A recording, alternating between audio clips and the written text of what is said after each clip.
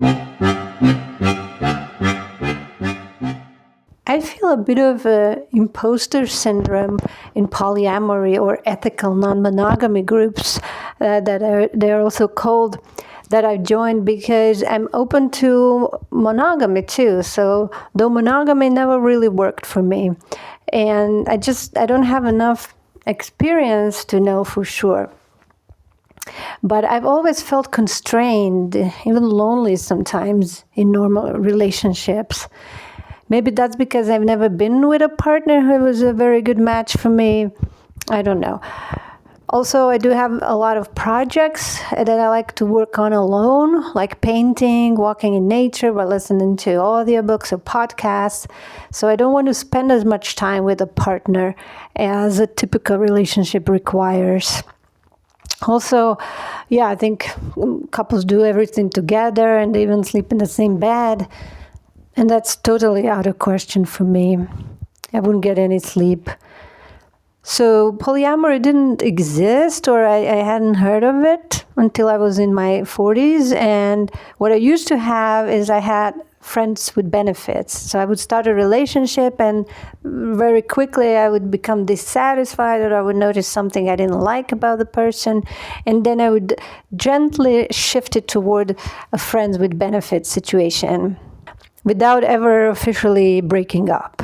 I don't think I ever had more than one friend with benefits at the time, but that's how I felt better.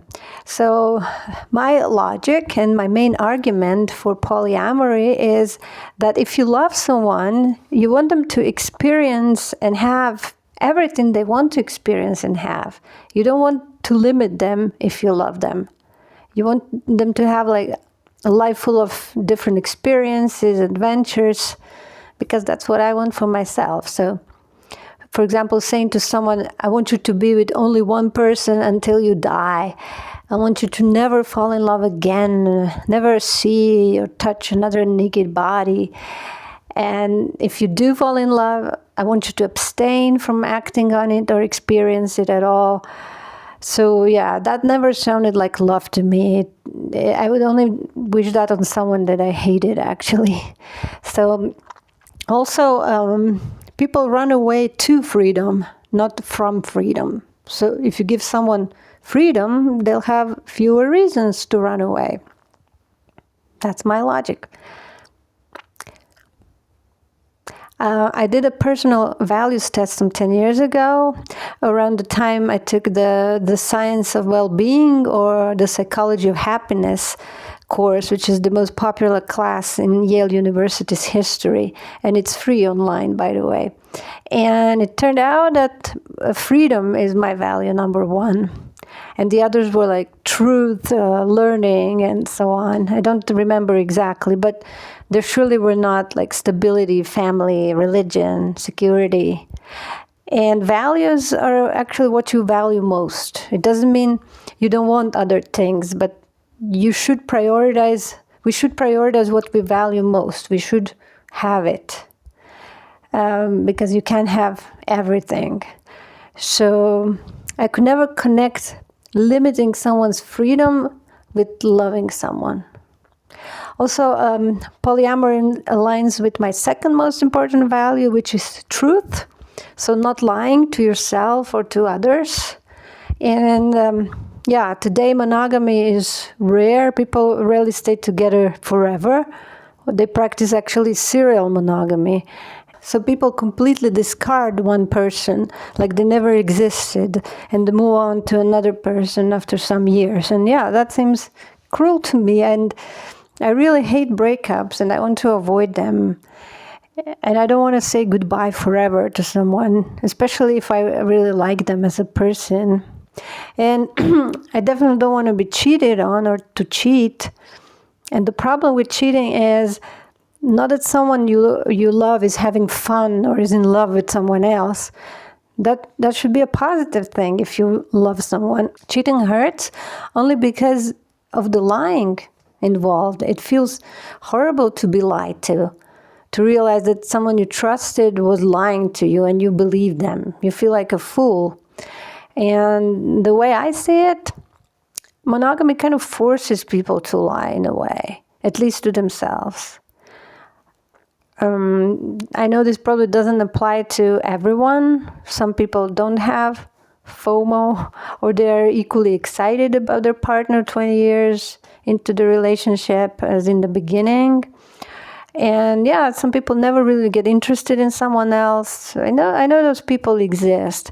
Also, maybe they do get interested in someone else, but they know it's forbidden and that it would cause a lot of damage, so they just ignore that infatuation. Yeah, they abstain from cheating. So I think that in most marriages or long relationships, cheating eventually happens, at least by one of the partners. So the question is if the ethical monogamy exists. So yeah, also old women sometimes say, when you ask them, what's the secret of your long-ass marriage? They say something along the lines of, you have to be a little blind, a little deaf, a little dumb, something like that. Another good argument in favor of polyamory is that the human heart doesn't have limited space in it. So people can have, for example, 10 children and love them all. You don't have to stop loving your first child when your second child is born. Or play with your second child in secret so the first child doesn't get jealous or something. Nobody expects that. So why couldn't it be the same with romantic partners? About jealousy, the definition of jealousy I heard many years ago, it stuck with me because it rang true to me, is that jealousy is the fear of losing the partner that you love. And if you know that you won't lose them, even if they fall in love with someone else, then there's no jealousy. It kills the jealousy. But of course, the other partner has to be really polyamorous too. If they're monogamous, they will want that person all to themselves, and then you could potentially lose them. I knew a couple where that happened. So the other partner wanted her partner, who was my friend, only for themselves, for herself after some years. So she wanted him to break up with his wife. And he didn't want that. He adored his wife. And yeah, so I think he said his wife didn't give him enough mental stimulation or something like that. I don't know. But he really liked her and loved her. So he broke up with a girlfriend who had turned monogamous and not with his wife. He had told his wife before they were married that he was polyamorous, and she didn't like it, but she wanted to be with him. So she accepted it. And the last time I talked to them, she had a boyfriend, a young, handsome guy, and he had nobody.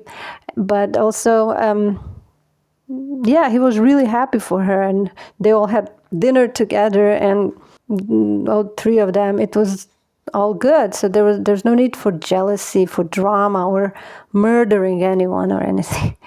So I think, as Esther Perel said, we expect too much from one person to be everything for us. Sexual partner, romantic partner, co-parent, best friend, and to have the same hobbies and interests.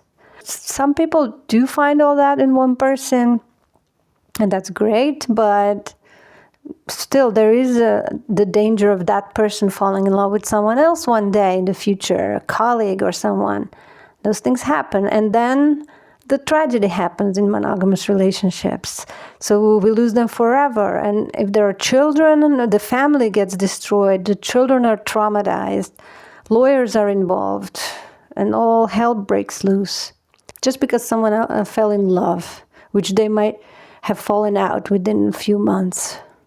In polyamory, you don't have to destroy the family if someone falls in love, and you don't have to lie. And it can actually be a positive thing for both partners when one falls in love with someone else, because the person who is in love can get hornier or more cheerful. I've heard that happen before. Yeah, I've never actually had a polyamorous relationship yet, and I don't think I have the capacity or time to actually practice polyamory, to have more than one relationship at the same time. But I do need that feeling that I'm not stuck forever with someone and that others are forbidden forever. I've had on my dating profile for years that I'm non-monogamous. Yeah, some people who are together for many years, they start swinging with other couples. And I did that with my ex a bit. But yeah, that's totally different from polyamory. Even though I think that the lines are a bit blurred. So I've talked to people who developed a close friendship with the couple they were swinging partners with, a kind of relationship. I've also noticed that there are people in long-term relationships who open their relationship after many years and show up on dating sites as non-monogamous partnered. So they have their primary partner. I've written in my profile that I'm open to both monogamy and non-monogamy, but that I'm not interested in being the secondary girlfriend in someone else's primary relationship, at least not before I have my own primary partner. I think monogamy might actually be the best option for the first few years of relationship, but the person should be open to eventual non-monogamy for me.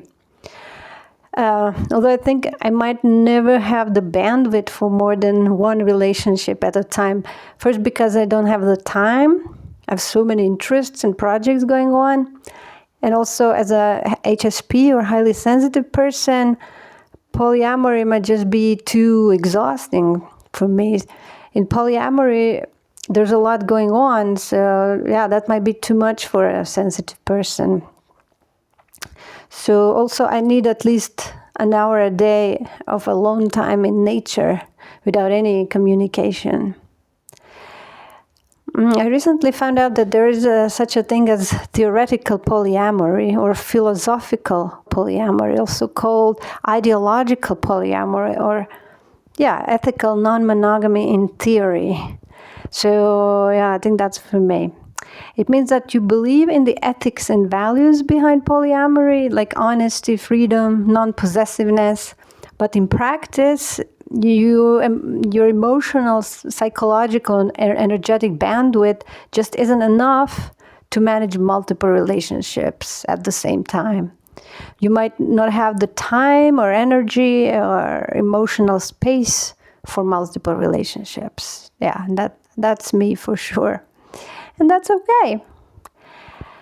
So last week I participated in a local polyamory meetup here in Munich, Stammtisch.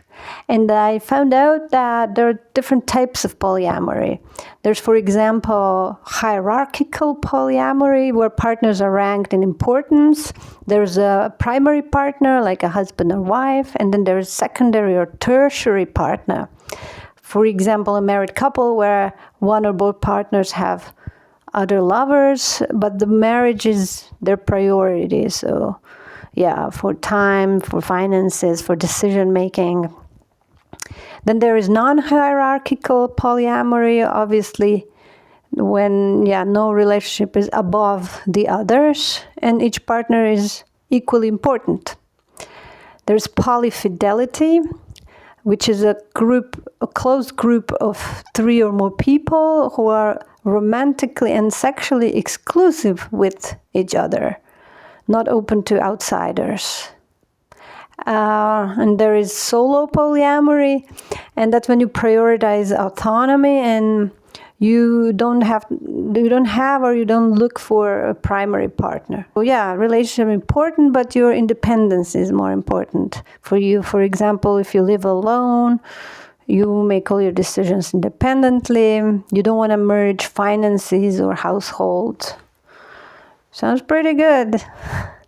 I like living with partners though, but definitely not sharing the bedroom. Can't sleep with anyone in the same room. Then there is a kitchen table polyamory, where everyone is friendly enough that they could sit around a table and share a meal. There's a sense of community, And yeah, so you and your partners, other partners, for example, celebrate birthdays together, you help each other. That's nice, like a big family. It might be a bit complicated to maintain, though. I don't know. I think everybody has to be very mature emotionally and intelligent emotionally. But that goes for any relationship. There's something called relationship anarchy, which is not really a type of polyamory. The both fall under the broader umbrella of non-monogamy.